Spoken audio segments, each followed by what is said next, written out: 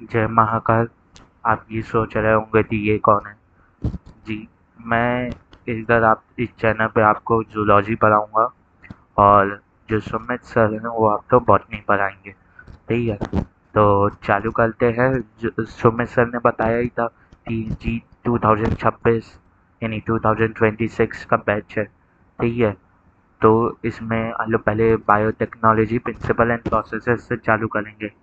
Biotechnology principle and processes से चालू करेंगे। ठीक है, तो चालू करते हैं चैप्टर। अब आता है बायोटेक्नोलॉजी प्रिंसिपल एंड प्रोसेसेस। तो पहले चैप्टर के नाम में घुस जाते हैं। चैप्टर का नाम है बायोटेक्नोलॉजी।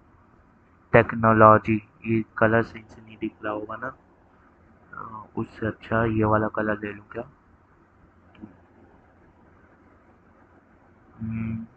पेन, ये चलेगा हाँ। Biotechnology, biotechnology principle and processes. ये biotechnology principle and processes. Principal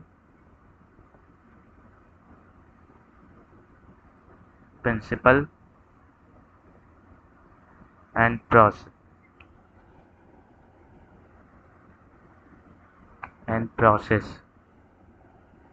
principal and process. Principle and process. Biotechnology principle and process.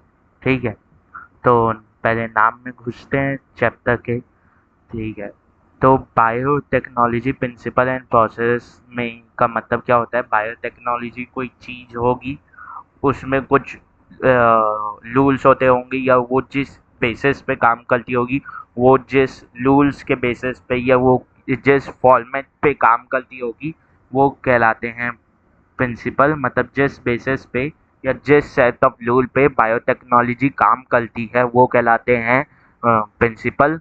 And जिस तरीके से बायोटेक्नोलॉजी काम करती है या बायोटेक्नोलॉजी में होता क्या है वो कहलाते हैं प्रोसेसेस। आते हैं, वापस से आते हैं। बायोटेक्नोलॉजी प्रिंसिपल एंड प्रोसेसेस में प्रिंसिपल का मतलब होता है सेट ऑफ रूल्स जिनके आधार पे या जिनके बेसिस पे बायोटेक्नोलॉजी काम करती है। काम करती है। ठीक है, अब बायोटेक्नोलॉजी जिन रूल्स के आधार पे काम करती है वो हो जाते हैं उसके प्रिंसिपल्स। और प्रोसेस क्या हो जाते हैं? जिस तरीके से बायोटेक्नोलॉजी होती है या जिस तरीके से बायोटेक्नोलॉजी करी जाती है वो कहलाते हैं प्रोसेस। वो जिस तरीके से बायोटेक्नोलॉजी करी जाती है वो कहलाते हैं प्रोसेस। तो प्रिंसिपल क्या होते हैं? सेट ऑफ रूल्स जिनके बेसिस पे बायोटेक्नोलॉजी काम करती है। प्रोसेस क्या होते हैं? जिस तरीके से या जिस वर्क के थ्रू बायोटेक्नोलॉजी की जाती है या बायोटेक्नोलॉजी में जो किया जाता है वो कहलाते हैं प्रोसेस। वो क्या कहलाते हैं? प्रोसेस। वो क्या कहलाते हैं? प्रोसेस। वो क्या कहलाते हैं? प्रोसेस। ठीक है, तो ये तीसरी बार रिपीट कर रहा हूँ, वापस से आते हैं। बायोटेक्नोलॉजी प्रिंसिपल एंड प्रोसेस हमारे चैप्टर का नाम है। प्रिंसिपल क्या होता है? जिन रूल्स या जिन सेट ऑफ रूल्स के आधार पे बायोटेक्नोलॉजी काम करती है वो कहलाते हैं प्रिंसिपल। और प्रोसेस क्या कहलाते हैं? प्रोसेस वो होते हैं कि बायोटेक्नोलॉजी कैसे काम कर रही है या बायोटेक्नोलॉजी में हो क्या रहा है। या बायोटेक्नोलॉजी में हो क्या रहा है वो किसके अंदर आ जाता है? प्रोसेस के अंदर। वो किसके अंदर आ जाता है? प्रोसेस के अंदर। और प्रिंसिपल में क्या होता है कि जिस तरीके से बायोटेक्नोलॉजी काम कर ली, जिस तरीके से बायोटेक्नोलॉजी काम कर ली है। तो बायोटेक्नोलॉजी वाले शब्द को तोलते हैं, अब बायोटेक्नोलॉजी को तोलते हैं। ठीक है, अब बायोटेक्नोलॉजी को तोलते हैं। तो ये जो शब्द है बायोटेक्नोलॉजी, ये कौन सा शब्द है? बायोटेक्नोलॉजी। बायोटेक्नोलॉजी। ठीक है, तो अगर मैं इसमें बायोटेक्नोलॉजी में अगर बायो शब्द का मतलब देखूं, किसका मतलब देखूं? बायो शब्द का। तो बायो शब्द का मतलब क्या होता है? बायो शब्द का मतलब होता है लिविंग। इसका मतलब क्या होता है? लिविंग। इसका मतलब क्या होता है? लिविंग।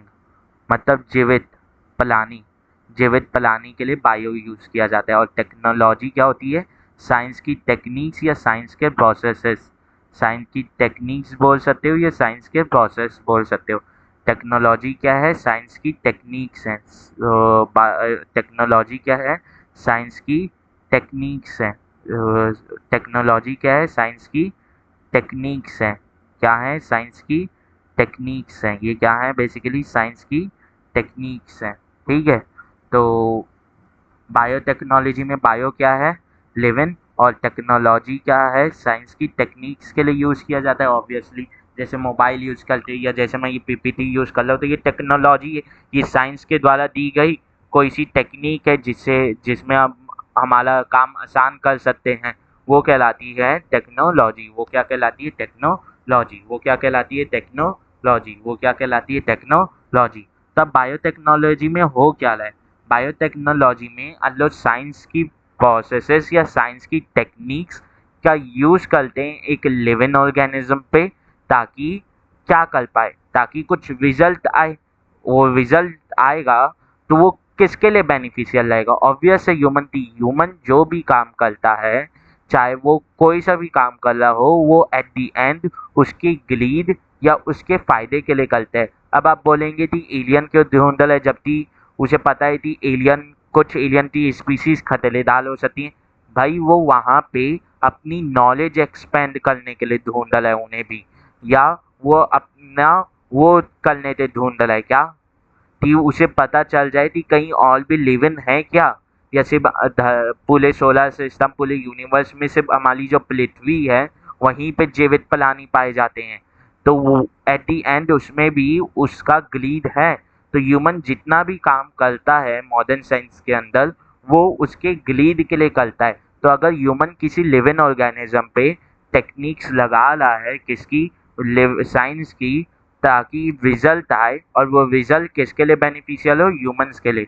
वो किसके लिए बेनिफिशियल हो? ह्यूमंस के लिए। तो मैं बायोटेक्नोलॉजी को क्या बोल सकता हूँ? Using science techniques.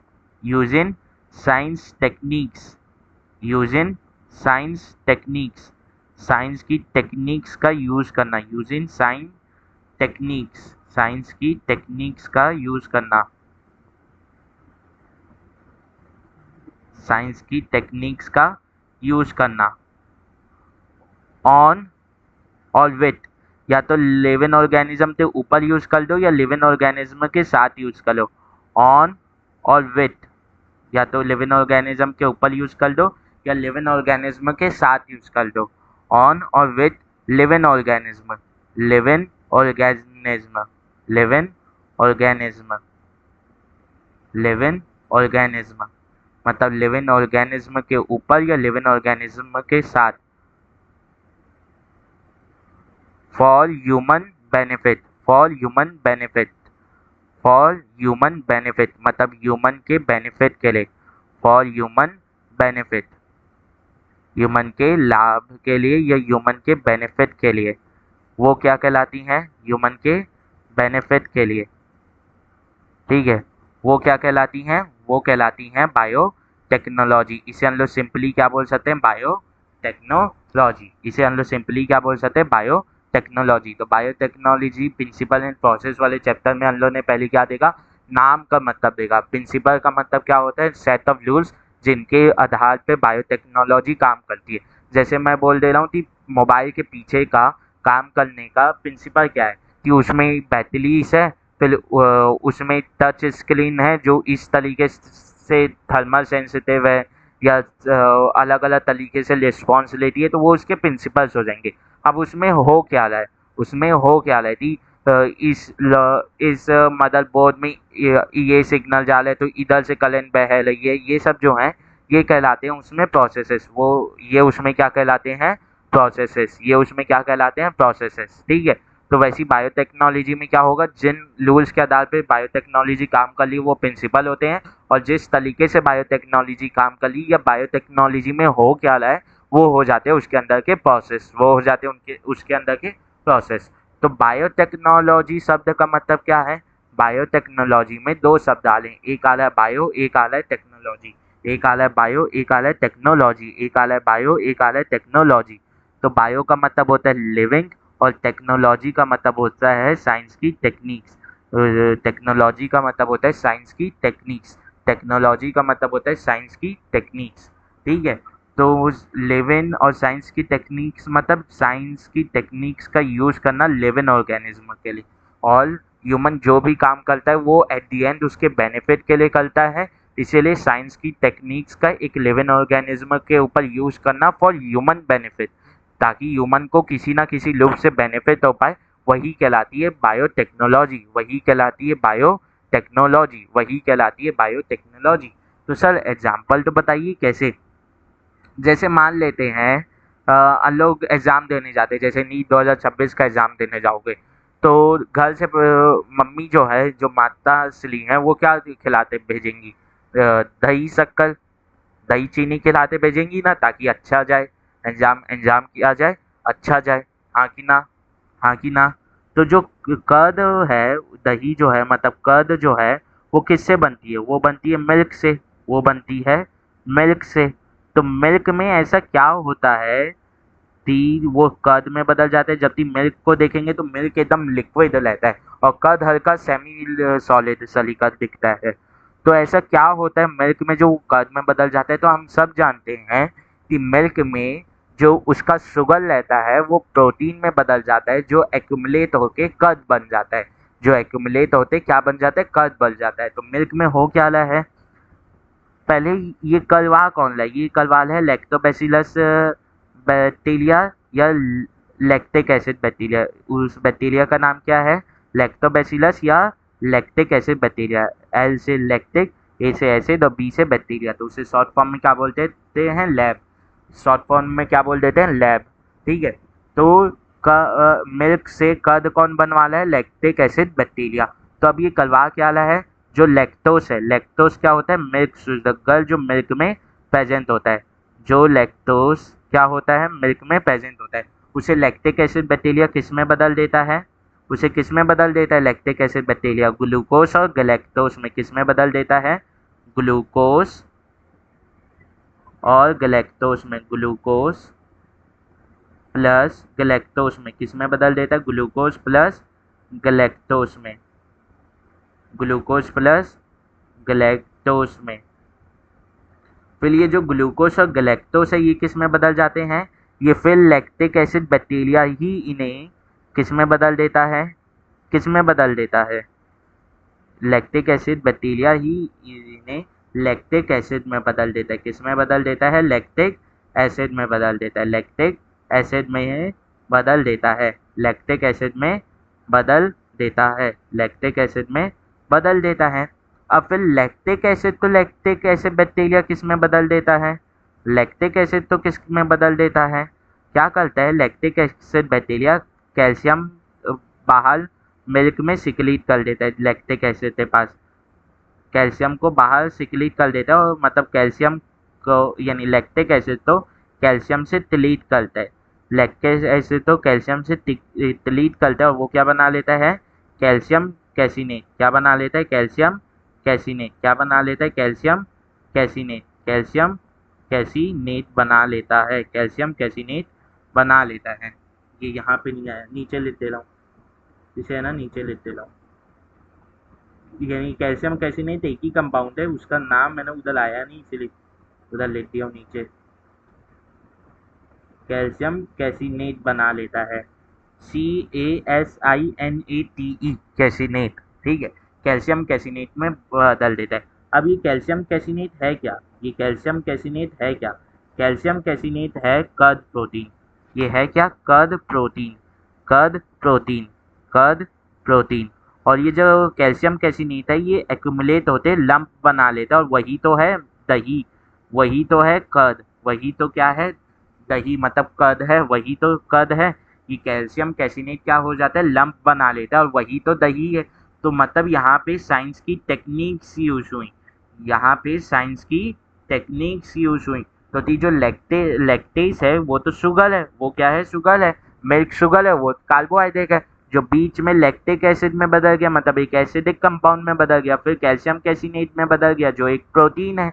तो क्या ग्लूकोज का यानी बता देते हैं एक शुगर का कार्बोहाइड्रेट का प्रोटीन में बदलना या एसिड में बदलना साइंस की टेक्निक्स के थ्रू ही नहीं होगा, तो केमिकल रिएक्शन हो रहे हैं, क्योंकि केमिकल रिएक्शन हो रहे हैं तो इसमें साइंस की टेक्निक्स यूज नहीं होती हैं, होती हैं। और वो साइंस की टेक्निक्स कर कौन ला रहता है, वो लैक्टिक एसिड बैक्टीरिया कर ला रहता है, जिसे हम लोग मिल्क में ऐड करते हैं, जिसे हम लोग मिल्क में ऐड करते हैं, जिसे हम लोग मिल्क में ऐड करते हैं।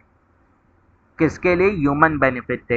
एट द एंड हम लोग लैक्टिक एसिड बैक्टीरिया ऐड क्यों कर ले? ह्यूमन बेनिफिट्स के लिए, ह्यूमन बेनिफिट्स के लिए, ह्यूमन बेनिफिट्स के लिए। या हम लोग तो जो हमारे पूर्वज थे, जो हमारे पूर्वज थे, उन्हें इतना ज्ञान था कि वो दूध से कर्ड बनाने के लिए लैक्टिक एसिड ऐड करना है, और उसमें ये सब ऐसे चीज़ें होती हैं जो कैल्शियम कैसिनेट है, विटामिन B12 कर्ड में ज़्यादा रहता है, ये उन्हें पता था। इसीलिए तो इतने लाखों सालों से दही बनाते हुए आए हैं।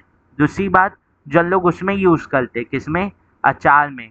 अचार में, अचार में जो हम लोग क्या करते हैं, फल तोड़ते हैं या कुछ वेजिटेबल्स के भी अचार बनते हैं, तो उसमें क्या करते हैं, वेजिटेबल्स और फल तो छोटे छोटे पार्ट में काट देते हैं, फिर इसमें तेल ऐड कर देते हैं, नमक ऐड कर देते हैं, और फिर क्या ऐड कर देते हैं, कुछ मसाले ऐड कर देते हैं, और नेचुरल प्रिजर्वेटिव, आजकल तो आर्टिफिशियल प्रिजर्वेटिव ऐड करते हैं जो नुकसानदायक रहते हैं, पर पहले जो अभी भी गाँव या कई घरों में बनाया जाता है अचार, तो नेचुरल प्रिजर्वेटिव जो प्लांट से सीधा लेते हैं, उसमें कोई प्रोसेस वोसेस नहीं होता, वो नुकसान भी निकलता, वो ऐड करते हैं। तो असल में प्रिजर्वेटिव्स कर क्या रहे हैं, इसमें जो डिके होने वाला मेटल है, मतलब जो इसके फ्लूइड के पास है, फ्लूइड के छोटे छोटे टुकड़े हैं, ये डिके हो जाने चाहिए, तो ये तो ऑर्गेनिक मेटल है, तो ये कुछ समय में डिके होना चालू कर देंगे। तो प्रिजर्वेटिव्स क्या करते हैं, उसे डिके होने से बचाते हैं, मतलब साइंस की टेक्निक्स यूज हुई, यहाँ पे साइंस की टेक्निक्स यूज हुई, तो क्या ये भी बायोटेक्नोलॉजी का पार्ट नहीं हो जाएगा? क्या ये भी बायोटेक्नोलॉजी का पार्ट नहीं हो जाएगा? क्या ये भी बायोटेक्नोलॉजी का पार्ट नहीं हो जाएगा? हो जाएगा। परंतु इसमें होता क्या है, परंतु इसमें होता क्या है, बायोटेक्नोलॉजी में जब हम लोग किसी एक लिविंग ऑर्गेनिज्म का यूज करते हैं, तो हम लोग एक थोड़ा सा माइंड में लगते हैं कि इस लिविंग ऑर्गेनिज्म की मृत्यु नहीं होनी चाहिए, इस लिविंग ऑर्गेनिज्म की मृत्यु नहीं होनी चाहिए। जैसे हम लोग जब मिल्क से कर्ड बनाते हैं, तो उसमें मिल्क से कर्ड बनाते हैं, तो उसमें लैक्टिक एसिड बैक्टीरिया का यूज़ करते हैं, उसमें लैक्टिक एसिड बैक्टीरिया का यूज़ करते हैं, जो लैक्टिक एसिड यानी जो कर्ड में भी जिंदा रहता है। पर जब हम लोग अचार बनाते हैं, तो हम लोग एक फल, ये एक लिविंग ऑर्गेनिज्म का एक पार्ट लेते हैं, जैसे पेल एक लिविंग ऑर्गेनिज्म है, तो उसका एक पार्ट है ये, जिसे हम लोग पेल से लेते हैं, ठीक है। तो इसे एक्चुअल में आप बायोटेक्नोलॉजी नहीं बोल सकते, पर एक समझने के बोल सकते हो कि साइंस टेक्निक लिविंग ऑर्गेनिज्म में कैसे यूज होती है, लिविंग ऑर्गेनिज्म में कैसे यूज होती है, हाँ कि ना? हाँ, समझ में आया बायोटेक्नोलॉजी कैसे यूज होती है। या हम लोग बोल सकते हैं पेनिसिलिन, पेनिसिलिन जो हम लोग बोलते हैं फर्स्ट डिस्कवर बायोटेक्नो यानी first discover antibiotic, first discover antibiotic, अरे यार हाईलाइटर क्यों, फर्स्ट डिस्कवर एंटीबायोटिक जिसे हम लोग बोलते हैं, तो वो कैसे हुई थी, वो कैसे डिस्कवर हुई थी, वो कैसे डिस्कवर हुई थी, इसके बारे में बात करते हैं। वो उसमें भी इसी बायोटेक्नोलॉजी का काम है, तो पेनिसिलिन प्रोडक्शन या एंटीबायोटिक प्रोडक्शन, तो मैं उसमें एग्जांपल पेनिसिलिन के मतलब से समझा रहा हूँ। पेनिसिलिन वो किसके द्वारा, अलेक्जेंडर फ्लेमिंग के द्वारा वर्ल्ड वॉर 1 के समय डिस्कवर हुई थी, वर्ल्ड वॉर 1 के समय डिस्कवर हुई थी, वर्ल्ड वॉर 1 के समय डिस्कवर हुई थी, ठीक है। तो वर्ल्ड वॉर 1 के समय होता क्या था असल में, ये जैसे एक बंदूक है, 6 से 9 mm की गोली, यानी बंदूक नहीं गोली है, इरेज करने से अच्छा काट देते हैं। ये जो बंदूक की गोली है, मान लेते हैं ये 6 mm की बंदूक की गोली है, तो ये जब फायर होती थी तो कुछ समय बाद ये फट जाती थी, फायर होती थी, इतना तेज उसका मोमेंटम रहता था कि ये फट जाती थी, ये क्या हो जाती थी, फट जाती थी सामने से, ठीक है। और सामने से ढाल हो जाती थी इसकी, बहुत गंदा डायग्राम बनता है यार, नॉर्मल डायग्राम अच्छे बनते हैं, ये वाले जो डायग्राम है ना, ये थोड़े से वो बनते हैं, ठीक है। तो क्या होता था, ये सामने से फट जाती थी, ये क्या होता था, सामने से फट जाती थी, क्या होता था, ये सामने से फट जाती थी, ये क्या होता था, सामने से, ऐसे बंदूक है ये ऐसे सामने से है ना, ऐसे फट जाती थी, ऐसे फट जाती थी, ठीक है, सामने से ऐसे फंस जाती थी। और यहाँ पे कोई इंसान है, उसे असल में बंदूक छोटी होती है, बहुत छोटा होता है इसका खोखा, पर एक तो दिखाने के लिए थी, वैसे फंस जाती थी और जाके लग जाती थी। तो अगर वो इंसान बंदूक से नहीं मरा तब भी अगर ये उसका जाके लगा है तो वो ताकते हैं उसमें वूंड हो जाता था, उसमें वूंड हो जाता था मतलब चोट आ जाती थी। अभी चोट में एक माइक्रो ऑर्गेनिज्म अटैक कर देता था और यहाँ पे ग्लो हो जाता था मोल्ड के फॉर्म में, यहाँ पे ग्लो के मोल्ड के फॉर्म में ग्लो हो जाता था। ठीक है, तो अब क्या होता था कि ये इतना दर्द करता था एक सोल्जर को कि उसके कई सोल्जर होते तो हाथ को एम्पुटेट करना पड़ा था अगर गोली लगी और वो जिंदा बच गए और उन पे ये अगर उन्हें ये डिसइंफेक्शन हो गया तो उनके हाथ में दर्द आ जाता था, सूजन आ जाती थी, तो काटना पड़ जाता था, एम्पुटेट करना पड़ जाता था हैंड को। तो सोचो इतना खतरनाक था। तो क्या करते थे कि यहाँ पे मोल ग्लो हो गया या पैर में हो गया, छाती में हो गया, तो ये डिसइंफेक्शन हो जाता था। या क्या करते थे उस समय, बंदूक जो रहती थी ना ऐसे लंबी लाइफल, ऐसे लंबी जो लाइफल रहती थी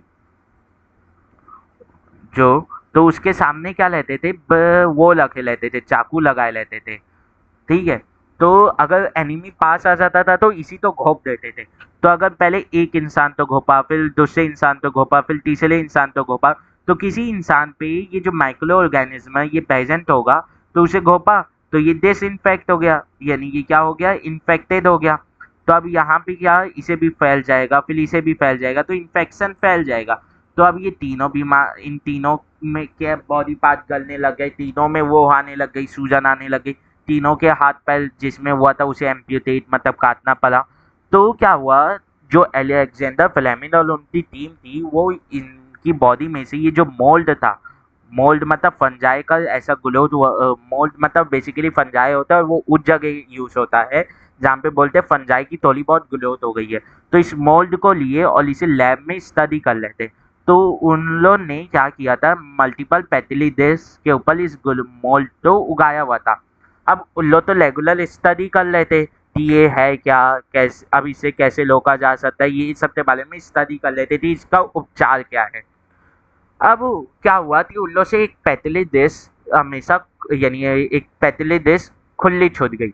और हमेशा लैब में ये पहले से ध्यान रखा जाता है कि पैथिलिडेस अगर आप कोई भी कल्चर आप बनाए हैं कोई से भी पैथिलिडेस में, तो आपके एक्सपेरिमेंट या आपकी ऑब्जर्वेशन के बाद अगर आपका उसका काम नहीं बचा है तो आप तो उसे अच्छे से धो के सैनिटाइज करके रखना है। पर क्या हुआ कि उनसे ये गलती हुई, उन लोगों ने ये जो पैतली डिश थी ये अनवॉश थी, इसे वो सैनिटाइज नहीं किया था। ठीक है, और उसे वहीं छोड़ दिया था, तो उसमें बैक्टीरिया तो कॉलोनी तो थी जो दिख रही थी।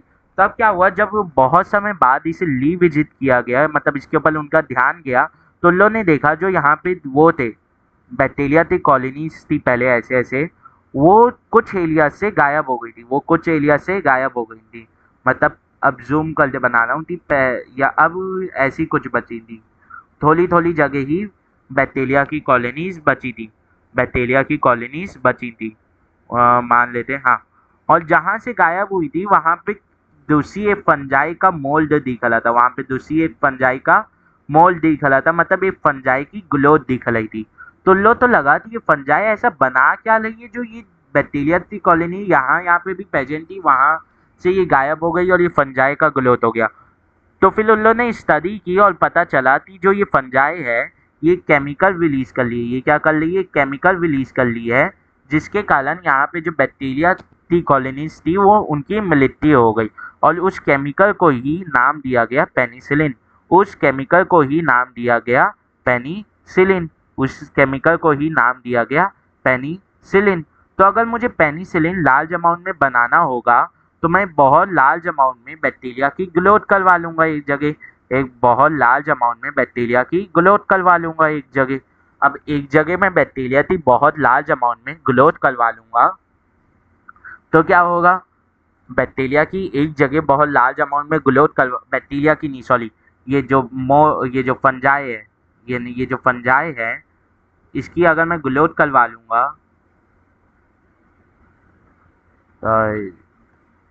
यानी ये जो मोल्ड आया फंजाई की, अगर मैं इसे ग्रोथ करवा लूँगा बहुत ज़्यादा तो ये पेनिसिलिन बहुत ज़्यादा बनाएंगी, फिर उन पेनिसिलिन तो मैं एक्सटलेट करके ही बेच सकता हूँ, एक्सटलेट करके बेच सकता हूँ, मेरे पास चांदी चांदी हो जाएगी, हाँ कि ना। तो क्या है, यहाँ पे मैं एक लिविंग ऑर्गेनिज्म पे साइंस की टेक्निक यूज नहीं किया, तो किसी केमिकल ताते थे कंपाउंड जो एक्सटेलेट करना, उसे फिल्टर करना, पैकेज करके बेचने में भी तो साइंस की टेक्निक यूज होगी, ताकि वो केमिकल कंपाउंड खराब ना हो। तो मैं उसमें सुटेबल प्रिजर्वेटिव ऐड करूँगा जो कंजप्शन पे हार्म ना करे ह्यूमन, तो हाँ कि ना। हाँ सर। तो क्या उसमें साइंस की टेक्निक्स यूज नहीं होंगी? होंगी सर। तो क्या इसे भी बायोटेक्नोलॉजी नहीं बोल सकता? क्या इसमें भी बायोटेक्नोलॉजी यूज नहीं हुई? हुई सर। एट दी एंड मतलब कि ये भी क्या है, बायोटेक्नोलॉजी का एग्जाम्पल है। एट दी एंड ये भी क्या है, बायोटेक्नोलॉजी का एग्जाम्पल है। एट दी एंड ये भी बायोटेक्नोलॉजी का एग्जाम्पल है। ठीक है। तो आगे तो जगह नहीं, इसी पेज को साफ करता हूँ। ठीक है। तो अब बायोटेक्नोलॉजी तो और ध्यान से समझते हैं कि ये होता क्या है, इसमें इसमें होता क्या है। ये लोग करते कैसे, एक एग्जांपल से समझते हैं। इसमें बेसिकली पहले डीएनए को समझते हैं। पहले डीएनए को थोड़ा समझते हैं, जो अल्लो तो मॉलिक्यूलर बेसिस ऑफ इनहेरिटेंस वाले चैप्टर में समझना है, पर पहले समझ लेते हैं। ती ये मान लेते हैं ये डीएनए की स्ट्रैंड है। डीएनए की स्ट्रैंड ऐसी ही कुछ बनाते हैं। तो मैं इसे जूम करता हूँ, मैं इसे जूम करता हूँ और ये दो स्ट्रैंड ऐसे बन जाती है, दो स्ट्रैंड यहाँ पे बन जाती है। अब ये दो स्ट्रैंड बन गई, तो दो स्ट्रैंड के बीच में ऐसे लिंकेज रहता है, ऐसे लिंकेज रहता है, हाँ कि ना। हर दो स्ट्रैंड डीएनए की जितनी भी दो स्ट्रैंड रहते हैं, डबल स्ट्रैंड डीएनए रहता है जनरली, तो उनके बीच में ऐसे लिंकेज रहते हैं। इस लिंकेज तो क्या बोलते हैं, हाइड्रोजन बॉन्ड बोलते हैं। इस लिंकेज को क्या बोलते हैं, हाइड्रोजन बॉन्ड बोलते हैं। इस लिंकेज को क्या बोलते हैं, हाइड्रोजन बॉन्ड बोलते हैं। इस लिंकेज तो क्या बोलते हैं, हाइड्रोजन बॉन्ड रहते हैं। अब इस लिंकेज के एंड में अब इस लिंकेज के एंड में अब इस लिंकेज के एंड में दोनों हाइड्रोजन बॉन्ड दो कंपाउंड के बीच में, या दो मॉलिक्यूल के बीच में, या दो उसके बीच में बना होगा, एटम्स के बीच में। तो जो दो इस हाइड्रोजन बॉन्ड के दोनों साइड जो कंपाउंड लेते हैं, या जो मॉलिक्यूल का पाथ लेते हैं, उसे क्या बोलते हैं लोग, नाइट्रोजिनस बेस। उसे क्या बोलते हैं, नाइट्रोजिनस बेस। जिसे मैं ब्लू कलर से बना रहा हूँ, जिसे मैं ब्लू कलर से बना रहा हूँ, नाइट्रोजिनस बेस बोलते हैं, नाइट्रोजिनस बेस बोलते हैं। जिसे हम लोग क्या बोलते हैं, नाइट्रोजिनस बेस बोलते हैं। जिसे हम लोग नाइट्रोजिनस बेस बोलते हैं। जिसे हम लोग नाइट्रोजिनस बेस बोलते हैं, हाँ कि ना। हाँ सर। इतने बार क्यों रिपीट कर रहे हो सर? अरे याद हो जाए बस इसीलिए, ठीक है, समझ में आ जाए। अब नाइट्रोजिनस बेस जो है वो इधर आके शुगर मॉलिक्यूल से जुड़े रहते हैं। किससे जुड़े रहते हैं, शुगर मॉलिक्यूल से। सर किससे जुड़े रहते हैं, शुगर मॉलिक्यूल से। किससे जुड़े रहते हैं, शुगर मॉलिक्यूल से। किससे जुड़े रहते हैं, शुगर मॉलिक्यूल से। किससे जुड़े रहते हैं, शुगर मॉलिक्यूल से। किससे जुड़े रहते हैं, शुगर मॉलिक्यूल से। किससे जुड़े रहते हैं, शुगर मॉलिक्यूल से। शुगर मॉलिक्यूल से, हाँ कि ना sir? Yes sir, yes sir. तो ये शुगर मॉलिक्यूल से जुड़े रहते हैं, ये शुगर मॉलिक्यूल से जुड़े रहते हैं, ये शुगर मॉलिक्यूल से जुड़े रहते हैं, शुगर मॉलिक्यूल से जुड़े रहते हैं, हाँ सर। ठीक है। अब आगे चलते हैं। तो होता क्या है बेसिकली, अब ये जो शुगर मॉलिक्यूल्स हैं, तो ये जो आपस में ऐसे जुड़े हुए हैं, ये किसके थ्रू है, ये फॉस्फोडाइएस्टर बॉन्ड के थ्रू। एक फॉस्फेट एक एस्टर बॉन्ड बनाता है एक शुगर मॉलिक्यूल के साथ, और दूसरा एस्टर बॉन्ड बनाता है दूसरे शुगर के मॉलिक्यूल के साथ। तो इससे ही इस फॉस्फेट पे कितने यानी कितने एस्टर बॉन्ड बने, डाई, मतलब दो एस्टर बॉन्ड बने, इसलिए डाइएस्टर बॉन्ड बोला जाता है। तो ये क्या है, फॉस्फोडाइएस्टर बॉन्ड। ये क्या है, फॉस्फोडाइएस्टर बॉन्ड की जो ये फॉस्फेट है, फॉस्फोडाइएस्टर बॉन्ड, ये फॉस्फेट जो है ये दो एस्टर बॉन्ड बना ले। एक एस्टर बॉन्ड एक शुगर मॉलिक्यूल के साथ, दूसरा एस्टर बॉन्ड दूसरे शुगर मॉलिक्यूल के साथ। तो जो ये लिंकेज दिख रही है ना, ये वाली, वो यही है। तो ये हो गया एक, और ये हो गया एक, ये हो गया एक, और ये हो गया एक। तो ये फॉस्फोडाइएस्टर बॉन्ड इधर है, और वैसे ही फॉस्फोडाइएस्टर बॉन्ड इधर रहेगा, यानी एक इधर आगे से आता रहेगा। इधर जो स्टैंड, इधर ये स्टैंड ऐसे लंबी जाती है ना, तो एक ये इधर भी रहेगा, हाँ कि ना। और इधर भी आगे एक फॉस्फो रहेगा, और उसके आगे भी और न्यूक्लियोटाइड रहेंगे, हाँ कि ना। Yes sir, yes sir. ठीक है। वैसे तो ये मॉलिक्यूलर बेसिस ऑफ इनहेरिटेंस में पढ़ाने वाला टॉपिक है, पर ये चैप्टर पहले पढ़ा ले तो बेसिक पढ़ाना ही पड़ता है। ठीक है, तो ऐसा कुछ डीएनए की स्ट्रैंड दिखती है। हाँ सर, तो ये भी आपस में जुड़े रहते हैं, न्यूक्लियो यानी जो नाइट्रोजनस बेस है और शुगर, ये भी आपस में जुड़े रहते हैं। अब इस बॉन्ड तो इधर बात नहीं करेंगे, उधर ही बात करेंगे, ठीक है, इसे उधर ही बात करेंगे। यस सर, ठीक है। तो अब ये जो नाइट्रोजनस बेस है ये कितने प्रकार के होते हैं? ये दो प्रकार के होते हैं, और दोनों प्रकार में, एक प्रकार में आता है ए और जी, दूसरे प्रकार में आता है टी और सी, दूसरे प्रकार में आता है टी और सी। यहाँ पे मैं किसकी बात कर रहा हूँ? डीएनए की बात कर रहा हूँ। यहाँ पे मैं किसकी बात कर रहा हूँ? डीएनए की बात कर रहा हूँ, ठीक है। वो बाकी जो है वो आरएनए और एनए की बात मॉलिक्यूलर बेसिस ऑफ इनहेरिटेंस में होगी। तो ये जो नाइट्रोजनस बेस हैं इनमें चार बेसिकली डीएनए में पाए जाते हैं, ए और जी, टी और सी। ए हमेशा किसके साथ हाइड्रोजन बॉन्ड बनाता है? टी के साथ। टी के साथ हमेशा हाइड्रोजन बॉन्ड बनाता है। और जी हमेशा किसके साथ बनाता है? सी के साथ। जी हमेशा सी के साथ हाइड्रोजन बॉन्ड बनाता है। तो अगर ये ए है, अगर ये ए है तो इसे क्या होना पड़ेगा? टी। अगर ये सी होगा तो नहीं बनेगा, जी होगा तब भी नहीं ही बनेगा।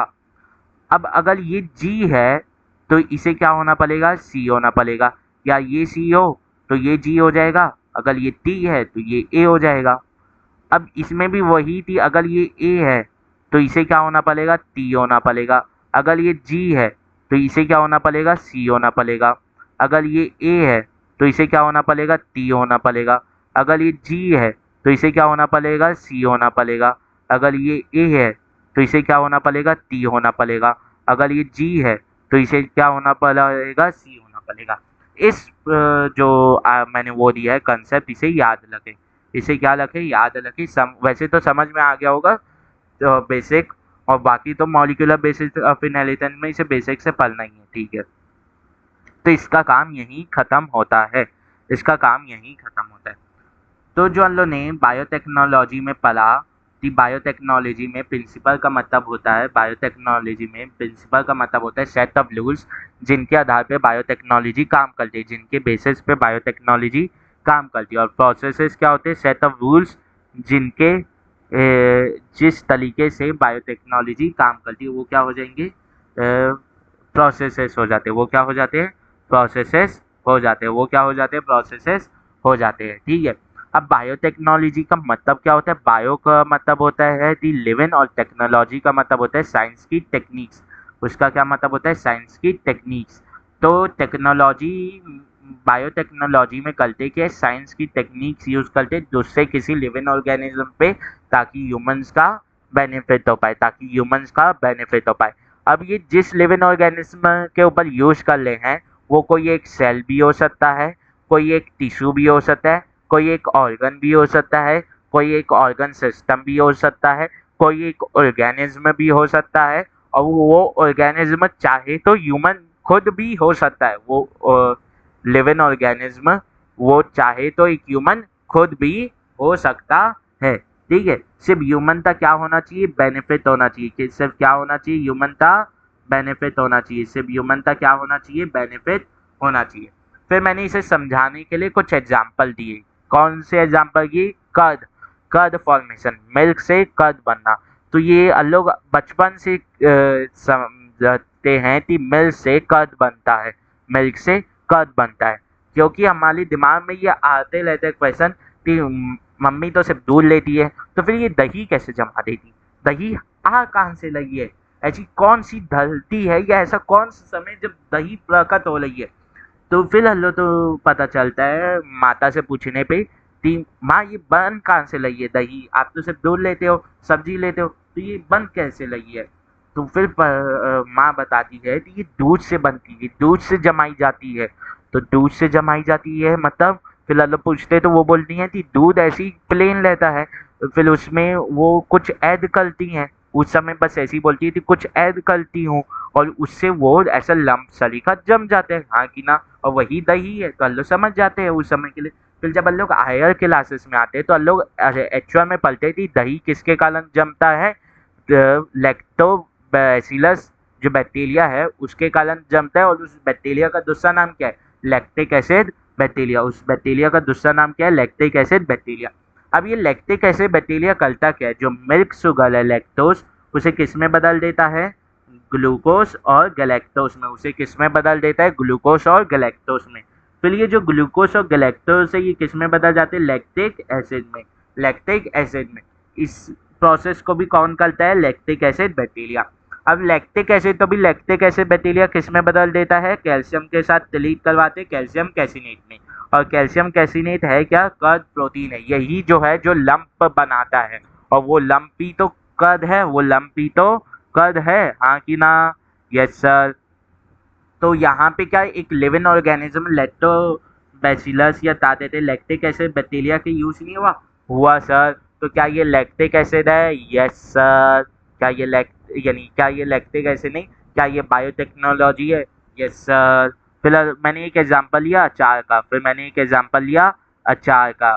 तो क्या अचार भी बायोटेक्नोलॉजी है, यस सर। क्या अचार भी बायोटेक्नोलॉजी है, यस सर। दूसरा फिर मैं आगे पढ़ाने के लिए आया तो मैंने बताया पेनिसिलिन के बारे में। दूसरा फिर मैं आगे पढ़ाने आया तो मैंने बताया पेनिसिलिन के बारे में, यहाँ ऊपर लिख देता हूँ, पेनिसिलिन के बारे में। पेनिसिलिन के बारे में कि पेनिसिलिन कैसे फंजाई से मिला एक अनवॉश कल्चर प्लेट में, और फिर इसी तो मैंने वो किया था, थे एक्सट्रैक्ट किया और फिर बेचा या कुछ भी किया, या जैसे अभी हम लोग यूज़ करते हैं जितनी भी एंटीबायोटिक्स हम लोग यूज़ करते हैं वो या तो बैक्टीरिया से आती है या फंजाई से आती है, तो वही चीज़ है, ठीक है। तो उसमें भी जो यूज़ की जा रही हैं एंटीबायोटिक प्रोडक्शन में वो भी साइंस की तो टेक्निक्स हैं, तो क्या वो भी बायोटेक्नोलॉजी है, यस सर। अब बोले हो गई थी क्या सभी तो एंटीबायोटिक में ये रहता है कि ऑर्गेनिज्म प्रोड्यूस कर लेता है, हम लोग तो फिल्टर करते बस देना रहता है, ऐसा नहीं है। कई में हम लोग तो कुछ चेंजेस भी करने पड़ते हैं ऑर्गेनिज्म के अंदर। और वो चेंजेस होते कैसे, क्या ऑर्गेनिज्म में ऐसा कोई कठपुतली है क्या, एक धागे तो थोड़े और थोड़ा ऊपर बांध दो वैसे हाथ हिलना चालू हो जाएगा उसका, नहीं। ऑर्गेनिज्म में एक लिविंग एक ऑर्गेनिज्म में एक जीवित प्राणी है जो केमिकल चीज़ों केमिकल सब्सटेंस का बना हुआ है, जो अलग अलग एटम्स एलिमेंट्स का बना हुआ है, तो उसमें जो चेंज लाना है वो भी साइंस की टेक्निक्स के थ्रू आएगा, ठीक है, यस सर। फिर मैंने बोला कि जो डीएनए है, डीएनए का जो डबल हेलिक्स हम लोग बोलते हैं, उसमें बीच में ऐसे कनेक्शन रहता है, ये जो कनेक्ट हुए रहते हैं ये क्या होते हैं, हाइड्रोजन बॉन्ड। तो मैंने स्टैंड का बेसिक बनाया और फिर मैंने हाइड्रोजन बॉन्ड बनाया।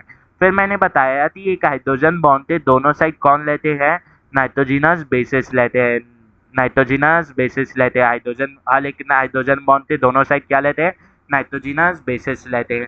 और कितने प्रकार के नाइट्रोजिनस बेसिस हो सकते हैं, 4 प्रकार के, ATGC, adenine thymine guanine cytosine, adenine thymine guanine cytosine, adenine thymine guanine cytosine, adenine thymine guanine cytosine, adenine thymine guanine cytosine, yes sir. अब जो एडेनिन है वो किससे जुड़ता है, थाइमिन से सर। और जो ग्वानिन है वो किससे जुड़ता है, साइटोसिन से सर, ठीक है। तो अगर ये एडेनिन है तो इसे क्या होना पड़ेगा, थायमीन होना पड़ेगा। अगर ये ग्वानिन है तो इसे साइटोसिन। वैसी बाकी में फिर मैंने बताया नाइट्रोजिनस बेस से आगे जाते किससे जुड़ते हैं, शुगर के मॉलिक्यूल के साथ, शुगर के मॉलिक्यूल के साथ दोनों साइड, यस सर। फिर ये जो शुगर के मॉलिक्यूल्स आपस में किससे जुड़ते हैं, फॉस्फोडाइएस्टर बॉन्ड के थ्रू, फॉस्फोडाइएस्टर बॉन्ड के थ्रू, फॉस्फोडाइएस्टर बॉन्ड के थ्रू, ठीक है। तो फिर मैं आगे बढ़ता हूँ और मैं एक एग्जांपल लेता हूँ, ह्यूमन इंसुलिन प्रोडक्शन था, ह्यूमन इंसुलिन प्रोडक्शन था, ह्यूमन इंसुलिन प्रोडक्शन था, ह्यूमन इंसुलिन प्रोडक्शन था, मैं एग्जांपल लेता हूँ, ह्यूमन इंसुलिन प्रोडक्शन था, मैं एग्जांपल लेता हूँ।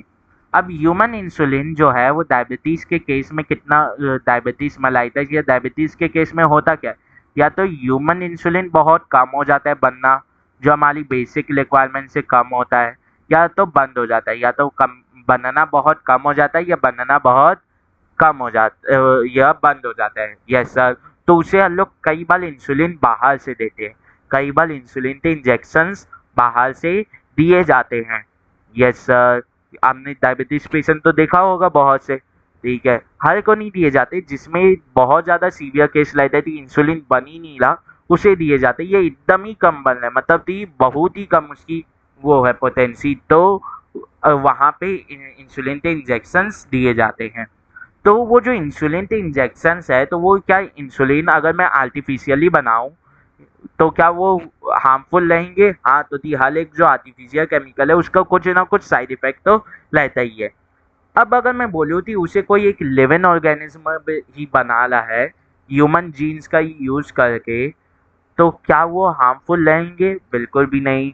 तो वो तो एकदम ह्यूमन जीन्स का यूज करते, मतलब ह्यूमन में जो जेनेटिक मटेरियल है वही कोड करता है हर एक चीज के लिए।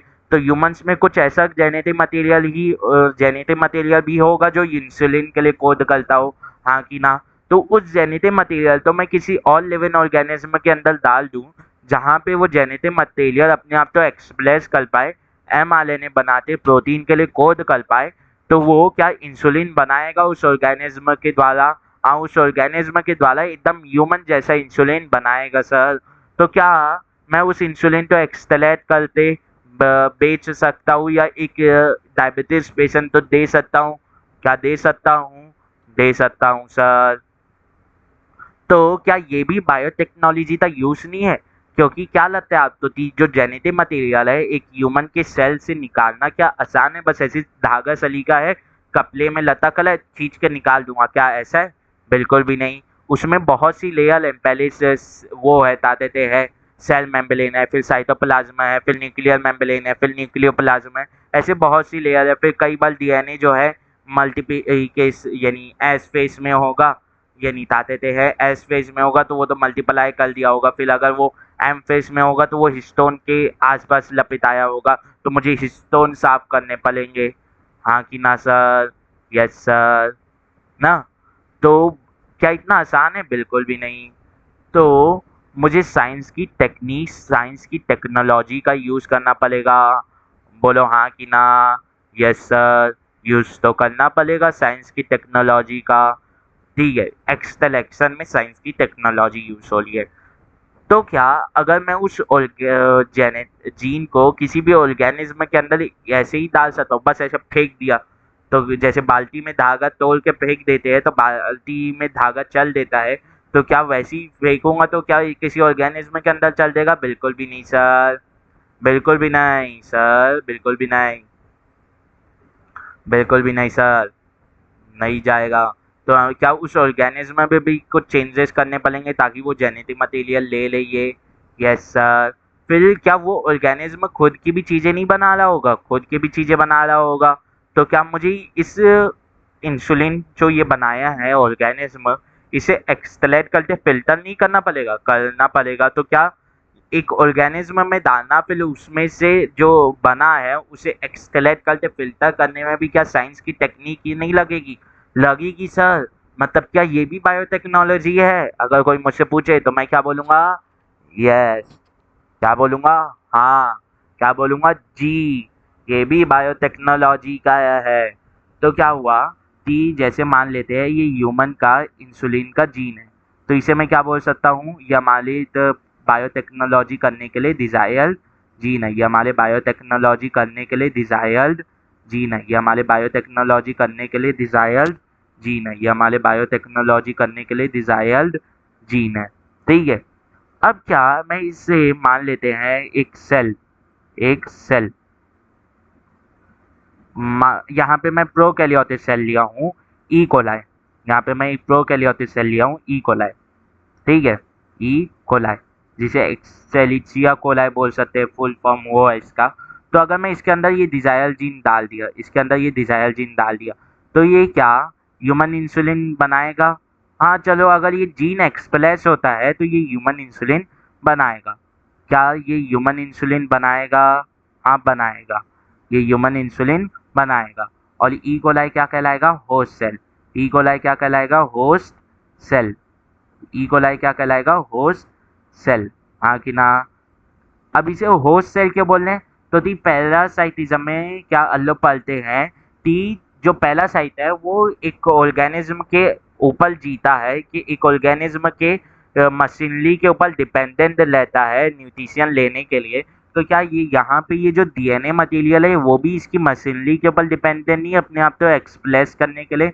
हाँ सर, डिपेंडेंट है। इसीलिए ई कोलाई क्या हो जाएगा, होस्ट सेल कहलाएगा और वो क्या बनाएगा, इंसुलिन बनाएगा। तो क्या आपको लगता है कि एक ये ई कोलाई का सेल क्या इतना ज़्यादा इंसुलिन बना देगा कि मैं बहुत से पेशेंट लोग तो दे पाऊँ या एक ही पेशेंट तो दे पाऊँ, इतना ज़्यादा इंसुलिन बना पाएगा? नहीं सर, तो ये तो खुद ही ये यूनिसेल्युलर है और ये जल्दी जल्दी डिवाइड भी करते हैं। तो जब ये डिवाइड करेगा तो क्या ये जेनेटिक मटेरियल एक में जाएगा या दोनों में जाएगा? ये उसकी जो प्रोजेनी बनेगी क्या दोनों प्रोजेनी में जाएगा या सिर्फ एक ही प्रोजेनी में जाएगा? ये इस बात के ऊपर डिपेंड करता है कि क्या इस जीन के पास ओलिसाइट है कि नहीं, इस जीन के पास ओलिसाइट है कि नहीं। अब ये सर ओलिसाइट किस चिड़िया का नाम है सर? ये तो बताया ही नहीं आपने। अरे मैंने बोला ना, ओलिसाइट या ये जितनी भी डीएनए से रिलेटेड चीज़ें जो हैं, इनके जो बेसिक्स हैं वो हम लोग मॉलिक्यूलर बेसिस ऑफ इनहेरिटेंस में पढ़ेंगे। तो सर क्या हम लोग तो मॉलिक्यूलर नहीं, वो सोचने की ज़रूरत नहीं थी, आप तो मॉलिक्यूलर बेसिस ऑफ इनहेरिटेंस में अभी बता रहा हूँ ना। तो क्या होता है कि ओलिसाइट का मतलब होता है ऐसी साइट जहाँ से ओरिजिन ऑफ रेप्लिकेशन होता है, मतलब जहाँ से डीएनए रेप्लिकेट करना चालू करता है। क्योंकि अगर इस डिजायर जीन को दोनों प्रोजेनी में जाना है तो इसे क्या करना पड़ेगा, रेप्लिकेट करना पड़ेगा। तो इसे क्या, इसके पास ओलिसाइट होना जरूरी है। और ये जरूरी नहीं कि जब हम लोग डीएनए मटेरियल निकाले हैं तो हम लोग बस एक ह्यूमन डीएनए का छोटा सा भाग निकाले तो इस भाग के पास ओलिसाइट हो। तो क्या होता है कि ओलिसाइट नहीं होता तो ये रेप्लिकेट नहीं कर पाएगा, तो ये सिर्फ एक ही प्रोजेनी में जाएगा, ये एक ही प्रोजेनी में जाएगा। तो ये भी तो एक ही सेल है, तो क्या ये इतना बना पाएगा कि ह्यूमन अपना यूज कर ले? ह्यूमन एक ह्यूमन के लिए भी क्या इनफ हो पाए? नहीं हो पाएगा। तो क्या मुझे बहुत सारे ई कोलाई लेके उनके अंदर बाल बाल डालना पड़ेगा, इन्हीं सबके अंदर मैं डालूँ, सबके अंदर मैं डालूँ, सबके अंदर डालूँ और पहचानूँ कैसे कि कौन बना पा रहा है या किसके अंदर चल दिया? तो क्या होता है तो क्या होता है कि मैंने सेल वाले चैप्टर में एक पढ़ा था कि जो प्रोकैरियोटिक सेल होते हैं, ये भी तो ई कोलाई क्या बैक्टीरिया है। तो प्रोकैरियोटिक सेल के अंदर एक ये क्रोमोसोमल डीएनए है, हाँ कि ना? और एक रहता है एक्स्ट्रा क्रोमोसोमल डीएनए जो सर्कुलर रहता है और वो रहता है डबल स्ट्रैंडेड, इसे बोलते हैं प्लास्टिक। इसे क्या बोलते हैं, इसे बोलते हैं प्लाज्मिड, सॉरी प्लास्टिक नहीं प्लाज्मिड, इसे क्या बोलते हैं, प्लाज्मिड। ये क्या रहता है, एक्स्ट्रा क्रोमोसोमल डीएनए। ये क्या रहता है, एक्स्ट्रा क्रोमोसोमल डीएनए किसमें, प्रोकैरियोटिक सेल्स में। किसमें, प्रोकैरियोटिक सेल में। तो क्या मैं इस प्लाज्मिड तो लेके इसमें अगर किसी तरीके से ये जीनोम को ऐड कर दूं और फिर उसे मैं अगर किसी ई कोलाई के अंदर डाल दूं तो प्लाज्मिड के पास तो अपना ओलिसाइट रहता है क्योंकि ये सेल्फ रेप्लिकेटिंग रहता है। तो क्या जब ये सेल रेप्लिकेट करेगा तो प्लाज्मिड भी रेप्लिकेट करेगा तो उसके पास खुद का ओलिसाइट है। तो क्या अगर जब इसमें अगर मैंने प्लाज्मिड में मिला के डाल दिया है तो जब इसकी जो प्रोजेनी बनेगी क्या दोनों में ही रहेगा ये प्लाज्मिड और ये वाला डीएनए? क्या बोलती है पब्लिक? हाँ रहेगा। क्या रहेगा? क्या रहेगा? हाँ रहेगा।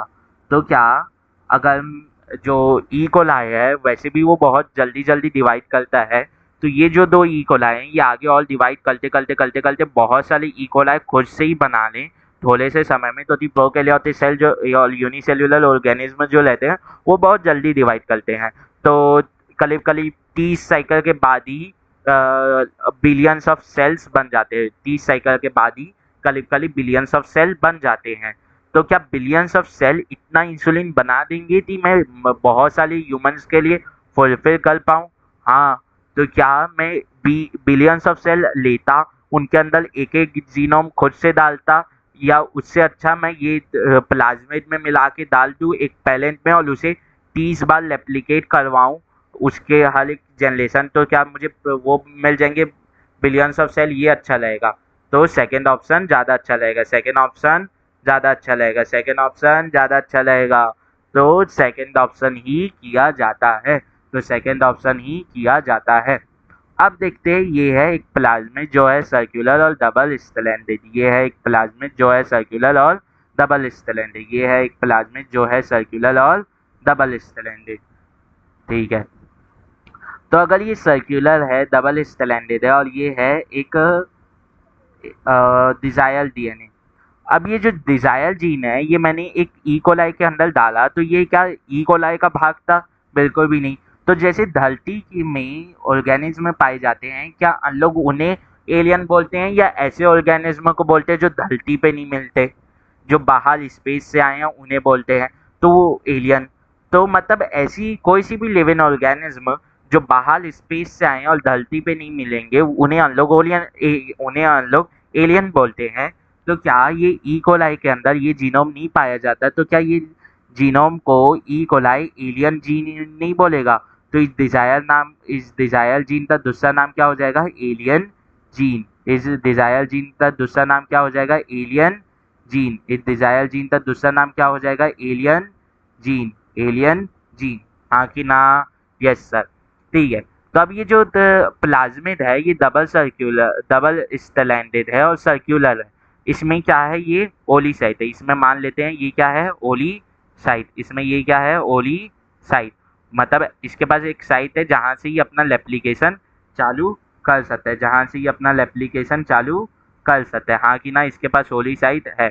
ठीक है, अब ये जो है, ये है डिजायर जीन। ये है डिजायर जीन या एलियन जीन।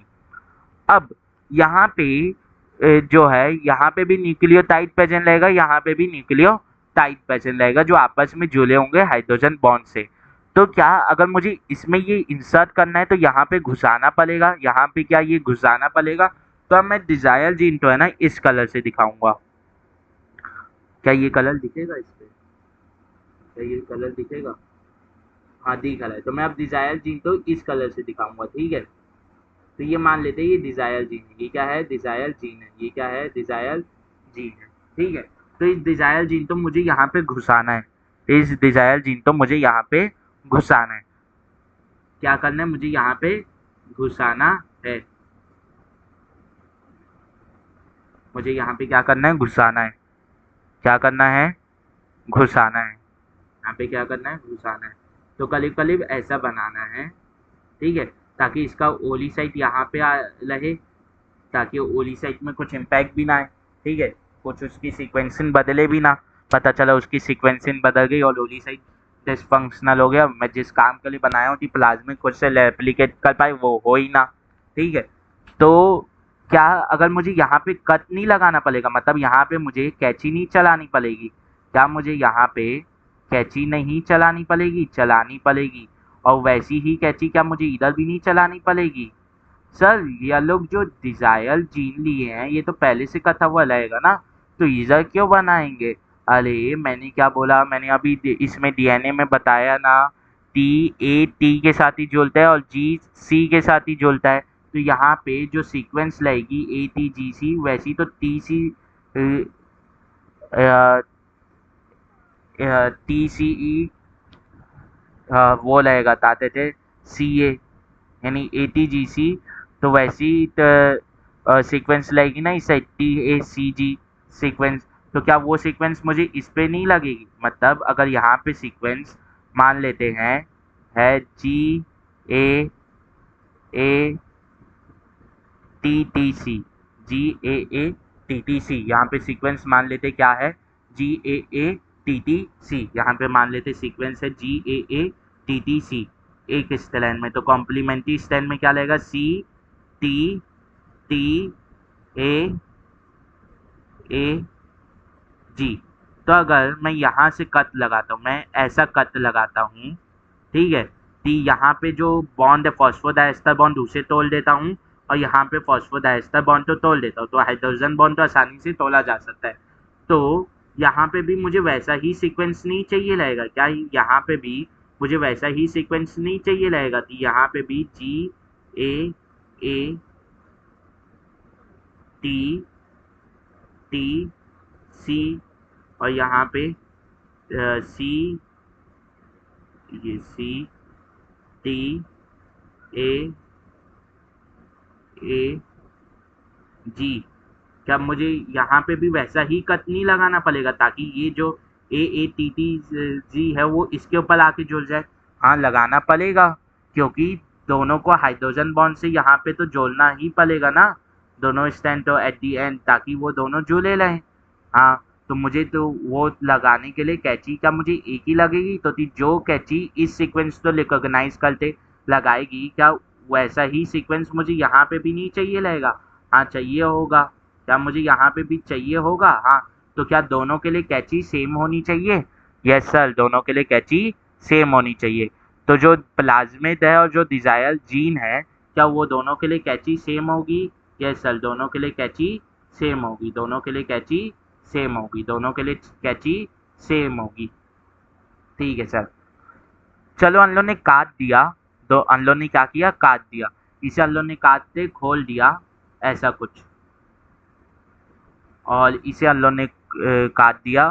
ठीक है, ठीक है, इसे अनलोन ने काट दिया और ये ऐसा तैयार है जुड़ने के लिए।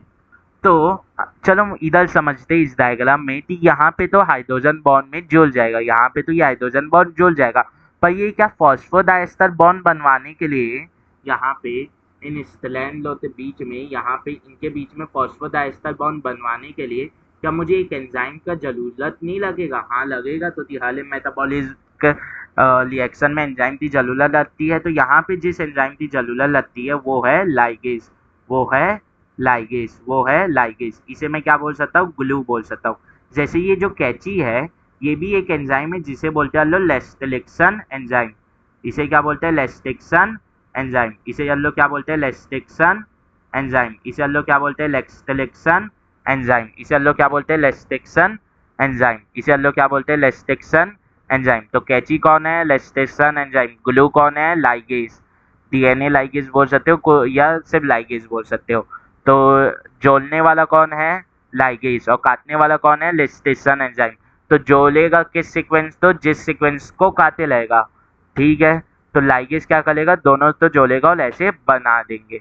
अब जो ये बना है, इसके पास ओली साइट है। अगर मैं इसे एक ई कोलाई के अंदर डाल दूं, अगर मैं इसे एक ई कोलाई के अंदर डाल दूं, मान लेते हैं अगर मैं उसे इस ई कोलाई के अंदर डाल दिया, ठीक है, तो जब ये ई कोलाई रेप्लिकेट करेगा तो बहुत सारी कॉपी नहीं बना लेगा, बहुत सारी कॉपी नहीं बना लेगा अपनी, जिसमें ऐसा प्लाज्मिड भी लगेगा, हाँ कि ना, जिसमें ये डिजायर जीन की सीक्वेंस भी लगेगी, हाँ कि ना, और फिर ये आगे भी रेप्लिकेट करेगा। तो ऐसे करते 30 साइकिल के बाद करीब करीब बिलियंस कॉपी बन जाती है। 30 साइकिल के बाद बिलियन कॉपी बन जाती है, हाँ कि ना? Yes sir. तो क्या अब वो इतना इनफ इंसुलिन बना लेंगे जिसे मैं एक्सट्रैक्ट करके एक ह्यूमन को दे सकूं, या एक ह्यूमन पॉपुलेशन तो दे सकूं, अच्छी खासी ह्यूमन पॉपुलेशन? तो यस सर, वो इतना इनफ तो बना लेंगे। तो क्या एट दी एंड मैंने जो ह्यूमन इंसुलिन बॉडी में नहीं बन पा रहा था, ये इतना कम बन रहा था कि उसे इंसुलिन बाहर से लेने की नौबत आ गई थी, और वो आर्टिफिशियली मेड इंसुलिन लेता, यानी केमिकल्स के थ्रू बना हुआ इंसुलिन लेता, तो वो उसके साइड इफेक्ट्स होते। उससे अच्छा वो इस बायोटेक्नोलॉजी के थ्रू उस जीन को निकाले, एक दूसरे लिविंग ऑर्गेनिज्म में डाले जो एकदम ह्यूमन जैसा इंसुलिन बनाया और उसे फिर दे दिया, तो इसके साइड इफेक्ट बहुत कम है। तो कौन सा ज्यादा अच्छा लगा? ये ज्यादा अच्छा रहा। तो क्या यहाँ पे फायदा नहीं हुआ? हाँ हुआ। वहां पे साइड इफेक्ट्स आ रहे थे, वो यहाँ पे साइड इफेक्ट्स नहीं आएंगे। और ये जो एक बार में मैंने इतनी सारी पॉपुलेशन बना ली, तो ये सिर्फ क्या एक बार में इंसुलिन देंगे? नहीं, ये बार बार इंसुलिन देते ही रहेंगे, ये बार बार इंसुलिन देते ही रहेंगे। वहां पे मुझे आर्टिफिशियली अगर मैं केमिकल के थ्रू बनाता तो मुझे केमिकल रिएक्शन बार बार करवानी पड़ती, पर ये एक बार इतने सारे बन गए, तो ये क्या बहुत बार इंसुलिन कंटिन्यूसली हमेशा नहीं दे सकते, पर क्या बहुत बार नहीं देंगे? सर देंगे, और इनकी पॉपुलेशन बढ़ते जाएगी तो मैं नीचे से थोड़े बहुत हटाते भी जाऊंगा। Yes sir. तो क्या ये मेरे लिए फायदे का सौदा नहीं हुआ? यस सर, हुआ। तो इसी तो लोग क्या बोलते हैं? बायोटेक्नोलॉजी। इसी तो लोग क्या बोलते हैं? बायोटेक्नोलॉजी। इसी तो लोग क्या बोलते हैं? बायोटेक्नोलॉजी। इसी चीज तो लोग क्या बोलते हैं? बायोटेक्नोलॉजी। इसी तो लोग क्या बोलते हैं? बायोटेक्नोलॉजी। इसी तो लोग क्या बोलते हैं? बायोटेक्नोलॉजी। अब ये जो लेस्टेशन एंजाइम है, ये जिस साइट पे काटता है उसे क्या होना जरूरी है? ये थोड़ा सा आगे का देता है, पर यहाँ पे समझ लेंगे तो अच्छा रहेगा। उसे क्या होना जरूरी है? पैलिंडोलॉमिक सीक्वेंस होना जरूरी है। अब ये पैलिंडोलॉमिक सीक्वेंस क्या होता है? चलो कुछ एग्जाम्पल लेते हैं, उससे समझते हैं कि ये पैलिंड्रोमिक सीक्वेंस क्या होता है। पैलिंड्रोमिक सीक्वेंस होता है ऐसी कोई सी भी किसी भी चीज़ की सीक्वेंस जिसे आप इधर से पढ़ो या इधर से पढ़ो एक जैसा पढ़ाएगा। जैसे अगर मैं मैम लिखूं, जैसे मैं अगर मैम लिखूं मैम लिखूं तो मैम को चाहे मैं इधर से ऐसे पलूँ तो मैम पलाएगा, चाहे इधर से ऐसे पलूँ तो मैम पलाएगा। हाँ कि ना? Yes sir. हाँ कि ना? Yes sir. तो वही कहलाता है पैलिंड्रोमिक सीक्वेंस। वही क्या कहलाता है? Palindromic sequence. इसका जो सबसे ज़्यादा यूज यानी कॉमन एग्जांपल होता है वो होता है मलयालम। जैसे मैंने मलयालम लिखा, मलयालम लिखा,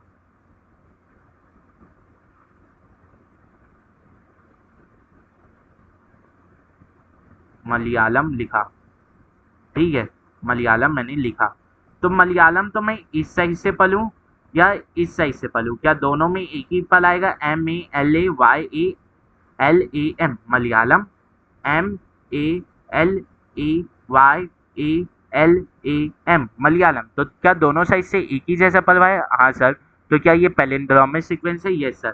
तो वैसी जो सीक्वेंस है न्यूक्लियोटाइड की वो भी क्या होनी चाहिए? पैलिंड्रोमिक होनी चाहिए। वैसे ही वो भी पैलिंड्रोमिक होनी चाहिए, वैसे वो भी पैलिंड्रोमिक होनी चाहिए। तो जो मैंने एग्जांपल लिया था GATTC, और इसके कॉम्प्लीमेंट्री स्टेम में क्या लगेगा? CT, यहाँ पे एक एक गायब है, चलिए उतना बड़ा क्यों बन गया? GA, फिर यहाँ पे T, फिर A, फिर से A, और फिर G, फिर G। तो क्या मैं इसे इधर से पढ़ूँ तो GAATTC और इधर से पढ़ूँ तो GAATTC, तो क्या ये भी पैलिंड्रोमिक सीक्वेंस है? यस सर, ये है। मतलब जो लेस्टेशन एंजाइम है वो जिस भी उधर काटेगा, जिस भी साइड पे काटेगा वो क्या होगी? वो पैलिंड्रोमिक सीक्वेंस होनी जरूरी होती है, तभी लेस्टेशन एंजाइम काटता है। ठीक है, तो आगे बढ़ते हैं। तो ये चीज़ याद रखनी है, जो लेस्टेशन एंजाइम जिस साइड पे काटता है उसे पैलिंड्रोमिक सीक्वेंस होना जरूरी है। दूसरी बात ये याद रख सकते हो, आगे पढ़ेंगे भी, कि लेस्टेशन एंजाइम जो सबसे कॉमन है या जो इस चैप्टर में दिया गया है, एक ही के बारे में ज़्यादा बोला गया है, वो है इको आर आई या Eco R one. Eco R one नाम भी लिख देता हूँ, वो है, दूसरा कलर ले लेता हूँ, वो है इको आर वन। वो क्या है? Eco R one. Eco R one वो क्या है? इको, अरे सी स्मॉल होना था, Eco, Eco R one, Eco R one. और इसका पैलिंड्रोमिक सीक्वेंस क्या है? ये क्या है? एक लेस्टेशन एंजाइम है, और इसका पैलिंड्रोमिक सीक्वेंस क्या है जो मैंने अभी लिखा था? GAATTC,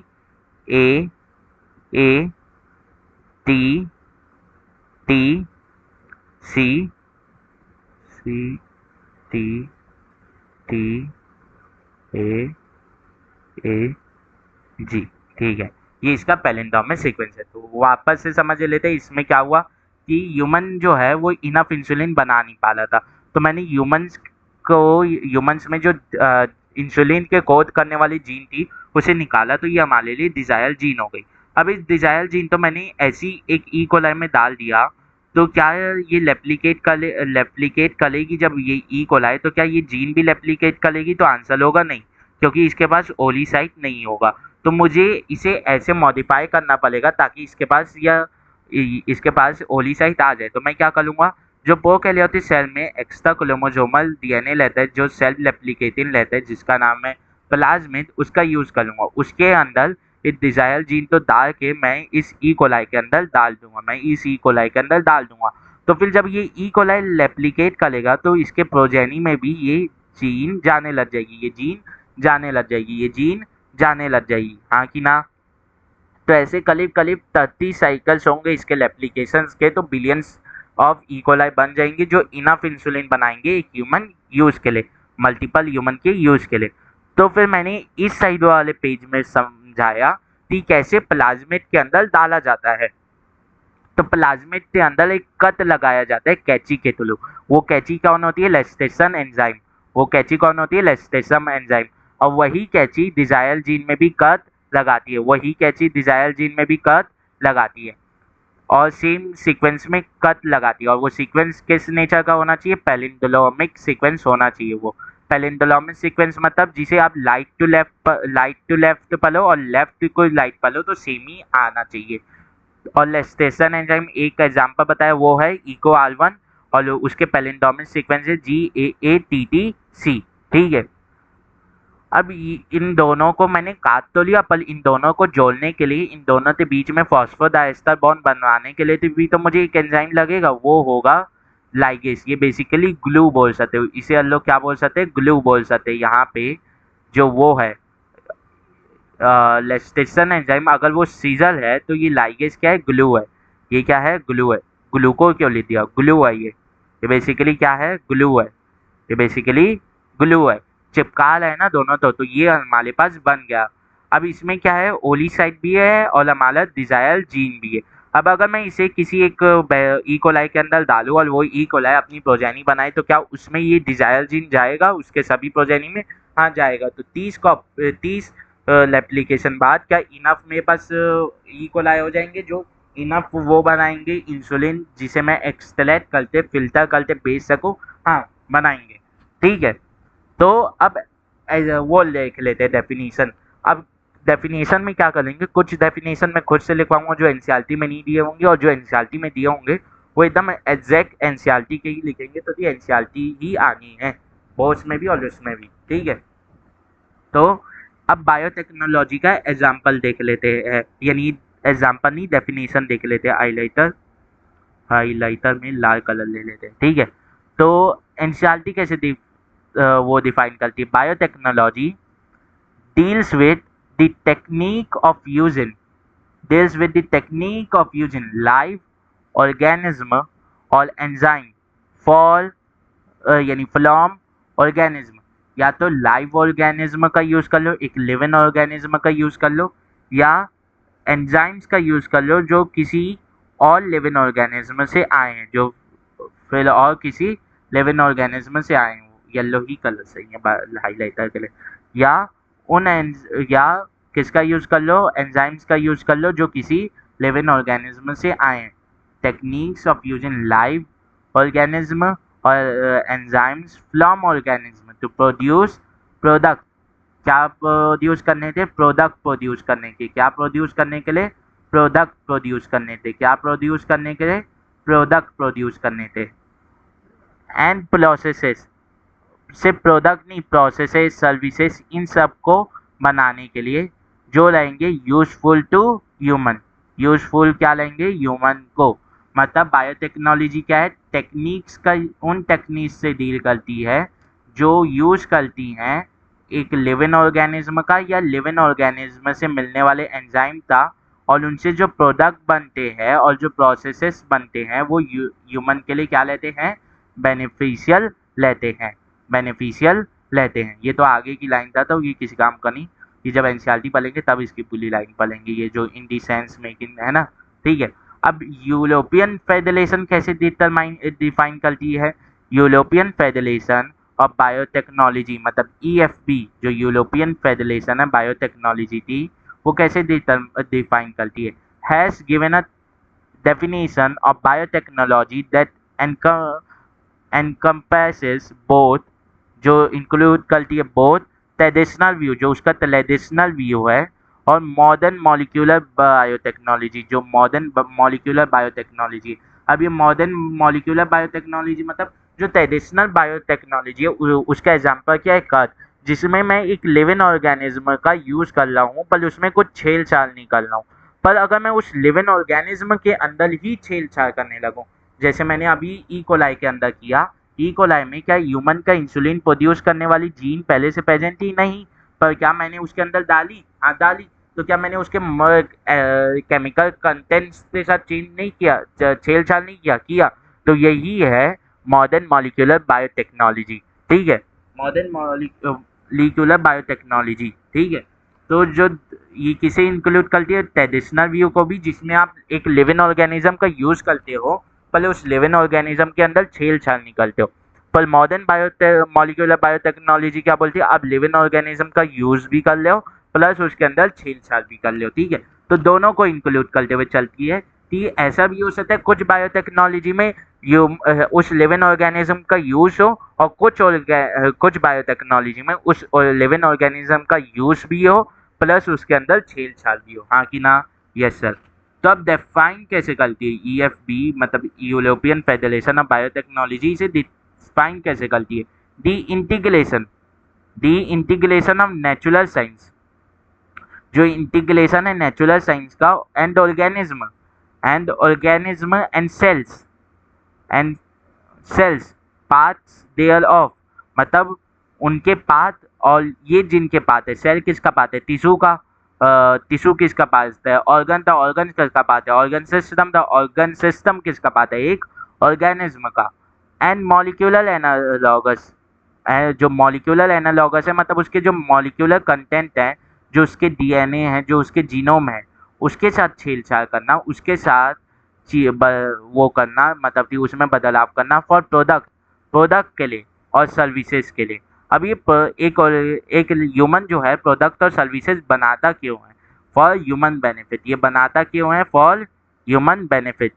एक ह्यूमन जो है वो बनाता क्यों है? For human benefit, for human benefit. एक ह्यूमन के बेनिफिट के लिए ही बनाता है, फॉर ह्यूमन बेनिफिट। एक ह्यूमन के बेनिफिट के लिए, अपने बेनिफिट के लिए ही बनाता है, अपने बेनिफिट के लिए ही बनाता है, अपने बेनिफिट के लिए ही बनाता है, अपने बेनिफिट के लिए ही बनाता है। तो अगर मुझे इसका डेफिनेशन लिखवाने दिया जाए तो मैं कैसे लिखवाऊंगा? ये सर आप कैसे लिखवाओगे ये बताओ। तो मैं क्या लिखवाऊंगा कि बायोटेक्नोलॉजी, बायोटेक्नोलॉजी, बायोटेक्नोलॉजी। थोड़ी सी हैंडराइटिंग मेरी खराब है, इसीलिए मैं डिक्टेट भी करता हूँ। बायोटेक्नोलॉजी में बी डिफाइंड एज, में बी डिफाइंड एज, मतलब उसे ऐसे भी डिफाइन किया जा सकता है, डिफाइंड एज, में बी डिफाइंड एज, में बी डिफाइंड एज। अब आगे का मैं बोल दे रहा हूँ तो कि लिखने में है ना मेरी हैंडराइटिंग बहुत गंदी है, ठीक है। May be defined as use of microorganism, मतलब माइक्रो ऑर्गेनिज्म की यूज करना, animals, microorganism comma animals, मतलब एनिमल्स का यूज कर सकते हैं। और कौन आता है लिविंग ऑर्गेनिज्म में? Comma plants, comma plants, comma plants. और मतलब कैसे मतलब लिविंग ऑर्गेनिज्म का यूज कर सकते हैं? नहीं, उनसे डिराइव प्रोडक्ट का भी यूज कर सकते हैं। जैसे ह्यूमन से हम लोग ये इंसुलिन को कोड करने वाला जीन ले लेते। ऑल देयर प्रोडक्ट्स और part, all their product, all part, मतलब उनके प्रोडक्ट या उनके हिस्से। जनरेट टू जनरेट बनाने के लिए, different products, different products at industrial scale, मतलब कि लार्ज अमाउंट में बनाने के लिए जिसे मैं बेच सकूं। And services, and services useful to human being. तो किसका यूज कर ले हैं? माइक्रो ऑर्गेनिज्म का यूज कर ले, एनिमल का यूज कर ले, प्लांट का यूज कर ले, प्लस उनके पार्ट, प्लस उनसे मिलने वाले प्रोडक्ट का यूज कर ले हैं, ताकि इंडस्ट्रियल स्केल में हम लोग प्रोडक्ट बना पाएं और क्या बना पाएं? सर्विसेज बना पाएं जो ह्यूमन के लिए बेनिफिट हो। तो वापस से डिक्टेट कर दे रहा हूँ डेफिनेशन जो मेरे हिसाब से होना चाहिए। बायोटेक्नोलॉजी में बी डिफाइंड, बायोटेक्नोलॉजी में be defined as the use of, as the use of plants, comma animals, comma microorganism. Biotechnology may be defined as the use of, पहले वाले में मैंने माइक्रो ऑर्गेनिज्म सामने बोल दिया था, तो as the use of microorganism, comma plants, comma animals, all their products, all parts, उनके प्रोडक्ट या उनके पास, all their products, all parts, all their products, all parts, to generate, to generate different products to generate different products at industrial scale and services useful to human being जो human being के लिए क्या रहे फायदेमंद रहे जो human being के लिए क्या रहे फायदेमंद रहे। ठीक है, तो अब आते हैं बायोटेक्नोलॉजी जो है यहाँ पे मैंने यहाँ पे यूरोपियन फेडरेशन वाले में क्या दिया हुआ है ट्रेडिशनल व्यू और मॉडर्न मॉलिक्यूलर बायोटेक्नोलॉजी। तो मैंने क्या बोला एक ट्रेडिशनल व्यू था, एक ट्रेडिशनल सोचती थी लोग लिविंग ऑर्गेनिज्म का यूज तो करेंगे पर उसमें छेड़छाड़ नहीं करेंगे। अब मॉडर्न सोच क्या है कि लोग लिविंग ऑर्गेनिज्म का यूज भी करेंगे प्लस उसमें छेड़छाड़ भी करेंगे। तो जो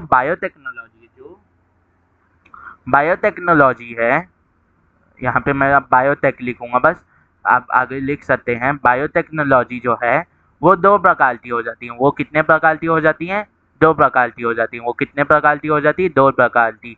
एक हो जाती है ओल्ड बायोटेक्नोलॉजी, एक क्या हो जाती है ओल्ड बायोटेक्नोलॉजी, एक क्या हो जाती है ओल्ड बायोटेक्नोलॉजी, एक क्या हो जाती एक ओल्ड बायोटेक्नोलॉजी हो जाती है, एक ओल्ड बायोटेक्नोलॉजी हो जाती है और एक हो जाती है न्यू बायोटेक्नोलॉजी। एक क्या हो जाती है न्यू बायोटेक्नोलॉजी, एक क्या हो जाती है न्यू बायोटेक्नोलॉजी, एक क्या हो जाती है न्यू बायोटेक्नोलॉजी। तो ये वही है, ओल्ड बायोटेक्नोलॉजी में क्या है ट्रेडिशनल व्यू है, न्यू बायोटेक्नोलॉजी में क्या है मॉडर्न व्यू है, मॉडर्न व्यू है, ये हो गया न्यू बायोटेक्नोलॉजी। ठीक है, तो ओल्ड बायोटेक्नोलॉजी में क्या है, ओल्ड बायोटेक्नोलॉजी में क्या है ट्रेडिशनल व्यू है, ओल्ड बायोटेक्नोलॉजी में क्या है ट्रेडिशनल व्यू है और न्यू बायोटेक्नोलॉजी में क्या है मॉडर्न व्यू है। तो ये किसके आधार पे बात करती, ये क्या हो गया हाथ छुआ जाता है ना तो यही होता है। ये किसके आधार पे बात करती है, ये बात करती है ट्रेडिशनल व्यू पे। ये किसके बात करती है ट्रेडिशनल व्यू पे। इसका जो व्यू पॉइंट है वो क्या है ट्रेडिशनल है, वो क्या है ट्रेडिशनल है, मतलब इसमें क्या देखा जाता है ट्रेडिशनल व्यू देखा जाता है। ये ट्रेडिशनल व्यू पे बात करती है, ये ट्रेडिशनल व्यू पे बात करती है। और न्यू बायोटेक्नोलॉजी किस आधार पे बात करती है, ये मॉडर्न व्यू के ऊपर बात करती है। ये किसके आधार पे बात करती है मॉडर्न व्यू के ऊपर। ये किसके ऊपर बात करती है, ये मॉडर्न व्यू को ध्यान रखते हुए बात करती है, ये मॉडर्न व्यू को ध्यान रखते हुए बात करती है, ये मॉडर्न व्यू को ध्यान रखते हुए बात करती है। जो मॉडर्न बायोटेक्नोलॉजी है ये किसके ऊपर बात करती है मॉडर्न व्यू को ध्यान में बात यानी की बात ध्यान में रखते करती है, मॉडर्न जो सोच है उसकी बात ध्यान में रखते करती है। तो आज के लिए बस इतना ही करते हैं क्योंकि पहला दिन है, पहला लेक्चर है, थोड़ा सा हल्का रखेंगे। वैसे ही बहुत कंसेप्ट समझा दिए, ये सब कंसेप्ट बताते नहीं, पहले उन लोग और बायोटेक्नोलॉजी होती क्या है इससे बताते, पर मैंने अच्छे से एक्सप्लेन करने थे, बहुत अंदर घुस गया जो आगे आएंगे चैप्टर में। ठीक है, तो चलते हैं हम। जय श्री राम, हर हर महादेव, जय खाटू श्याम।